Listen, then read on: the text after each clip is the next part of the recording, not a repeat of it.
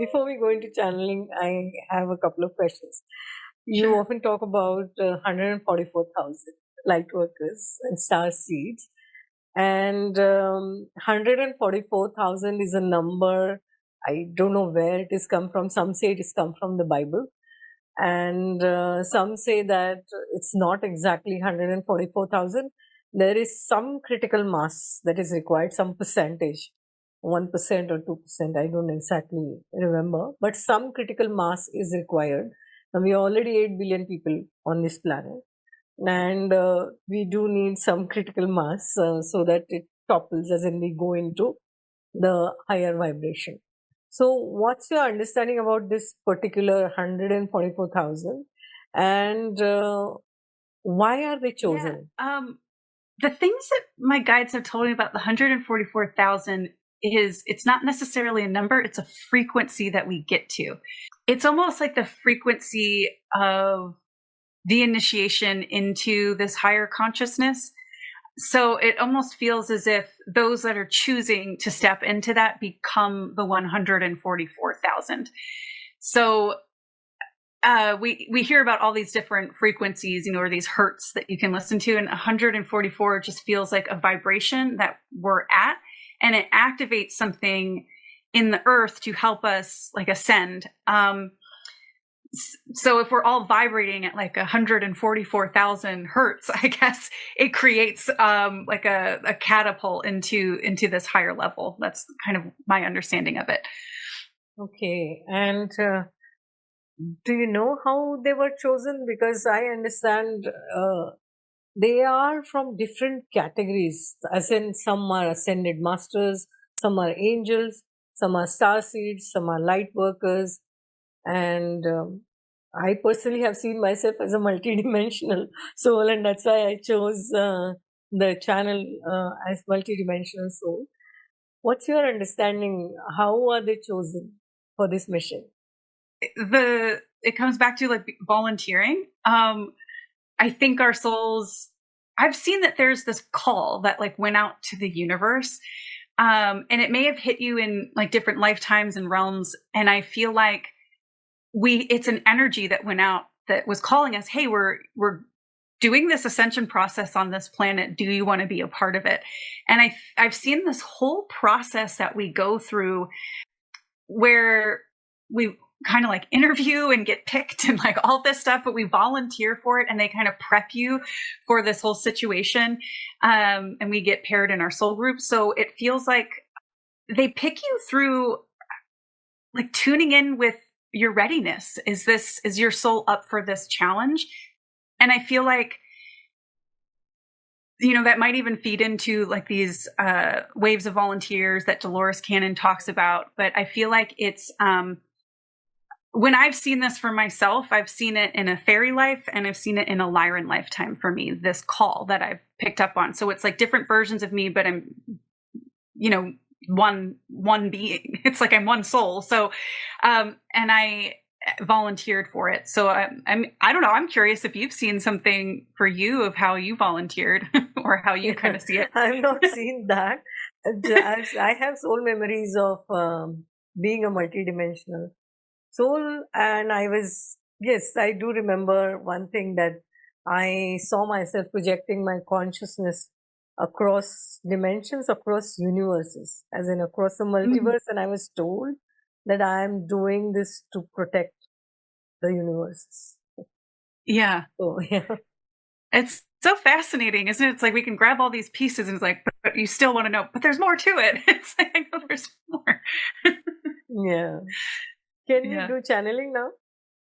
Sure, we can. Yeah.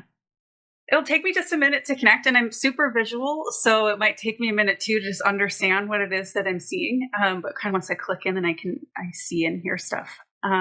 It's good too to ask questions. You let me know when you're ready. Okay, sure. Did you want me to see what's here first, or did you? Sometimes they like questions too. Sure. You want to talk about? Is there any message that they want to give initially? Yeah, I feel like there's something here they want to start off with. Okay, I'm going to describe what I'm seeing. Sometimes it helps open up the energy. So it's like I'm standing on this mountain area, and I can see this little town below, like in this cove, with it's right close to the water. And the words I'm hearing is we're getting closer. There's something with the water here that they want to talk about. Feels like remembrance, codes, this energy of remembering who we are is getting closer. It's where I feel almost like a drenching. We're going to be drenched in it. And this purification is what the water feels like. And I can feel people's energy. It's like it's being pulled closer and closer to it, like a desire for it. Our focus is on it. And they just keep saying, oh, just let it wash over you. It feels like it comes in waves. They're saying that feels like the next few months really feel like there's a lot of waves that are going to be coming over us of energy and remembrance and getting closer and closer to the energy that wants to come forth. So they're saying to open ourselves up to more of this receiving of this. And for some people, it might feel like scary is the wrong word. I feel like we're lifting closer to something, and it might feel like a bit of surrender. And asking to be shown how we can lift ourselves up into this drenching and receive more of it to help us release the fears of letting go and being supported by this higher energy. They're saying it's so important. Feels like this is our focus through the end of the year, to catch these waves and let them drench us and show us a new way, a new possibility of living, so that we can draw closer. Yeah, beautiful. Yeah.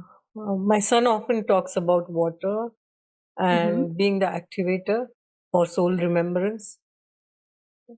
So do you have any methods or any techniques or anything that people can practice for soul remembrance, remember who they are at the highest self level?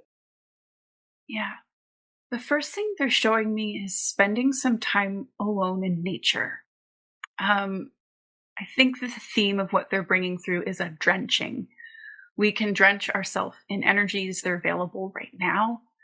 And nature has this beautiful way of supporting what you need and lifting you higher and opening you up so you can receive and remember more of who you are. They are showing me, if you aren't by ocean, even some type of running water. It feels like there's movement of water that is helpful to help you receive.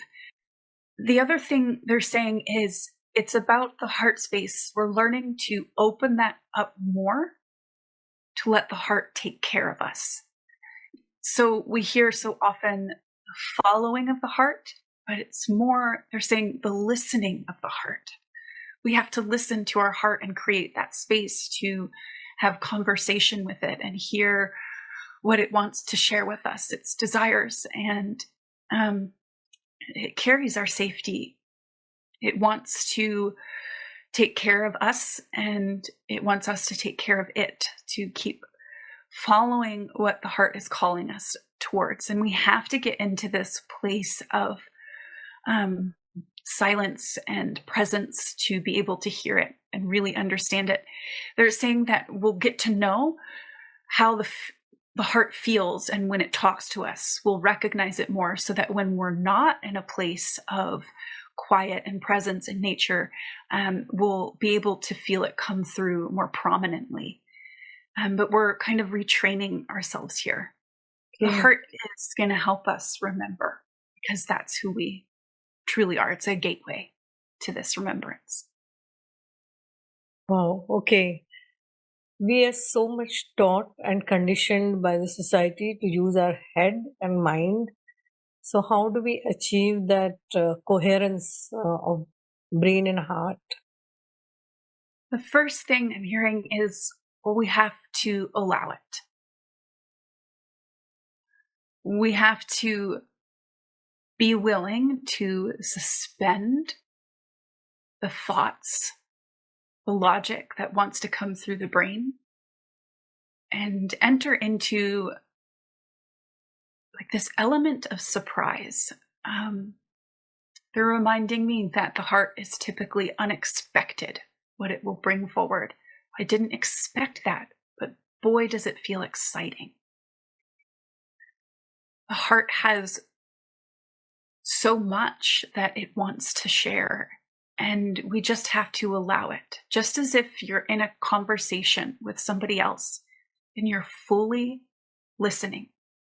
So, however, you can create that space. They're saying a lot of people will do this through journaling. Your arms are extensions of your heart, and that energy will flow through out into your fingertips and onto the paper. But it's about, they're showing me this click that happens where you're clicking into the heart instead of the head. It's as if you're dropping your awareness into this space and saying, I want it to speak. I'm giving you the space to speak. Almost showing it the paper. You can even create openness in front of you and saying, okay, show me what you would like to fill this space with. And the heart gets to expand and share with you.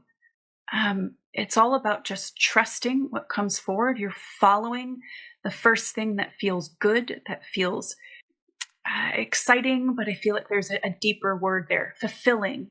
That feels really fulfilling. I'm curious what's more here. They're saying curious is a great state to be in, to talk with the heart and let it share things and drop out of the head. What if there's another option here besides what my head is telling me? I'm curious what else might be here. They're saying paper is also good to drop your logic onto. Okay, I've been thinking all of these things and trying these things, unload it. And then you can clear the space to say, now what else is here? I've been thinking and doing all of this. Now what else is here? Let me open it up to the heart. Oh, beautiful.